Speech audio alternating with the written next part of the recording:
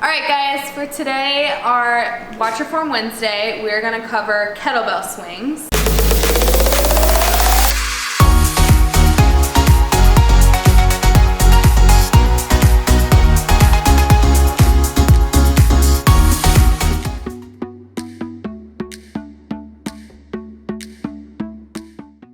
Kettlebell swings are a great movement for conditioning, elevating the heart rate, as well as glute, hamstring, strength, and hip explosiveness. All right, now we're gonna walk you guys through how to set up and perform a kettlebell swing properly, and depending on what target muscle group you're trying to target. So, first things first, when you set up for your kettlebell swing, you wanna set up about a foot behind your kettlebell, because our initial pull is going to come from the front of us. So once I set up, my feet are about hip width apart. Okay, I have a nice stable stance. Then I'm going to bend down, grab my kettlebell, and my first movement is going to be almost like I'm hiking a football. So my kettlebell is going to go from the floor straight between my legs like this.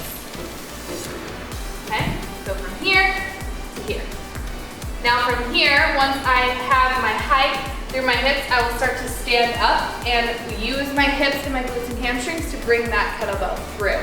Now, something you'll notice is when I go into my first swing, I hug my elbows into my sides, okay, and keep my back tight and straight. So it looks something like this.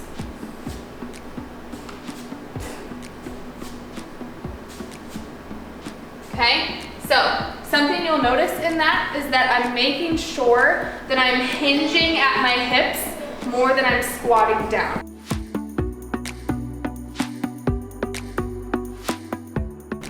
Some common mistakes we see when people are performing the kettlebell swings. The first one will be squatting too much in the swing. So rather than really focusing on hinging in the hip, the athlete will squat down really, really low, like so. Okay? We want to make sure that we keep the kettlebell tight to our body and we're hinging at our hips. That way we're isolating glutes and hamstrings.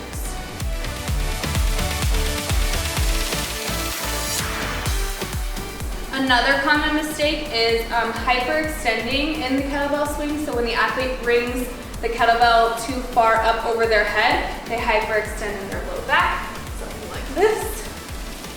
Okay. This is an American kettlebell swing.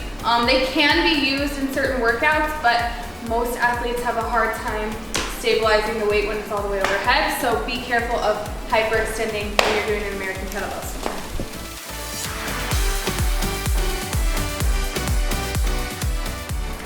So the biggest mistake I see when people are performing kettlebell swings is not being able to properly hinge at the hip.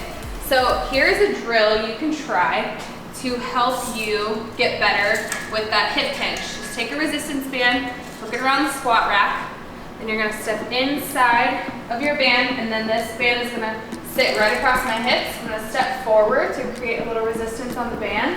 And then now what I'm gonna do with my feet flat, my weight in my midfoot, I'm gonna let the band pull my hips straight back, like I'm gonna touch my butt to the wall behind me, and then I'm gonna drive my hips straight forward. Okay, my knees stay soft, we don't lock out the knees, especially even in the kettlebell swing.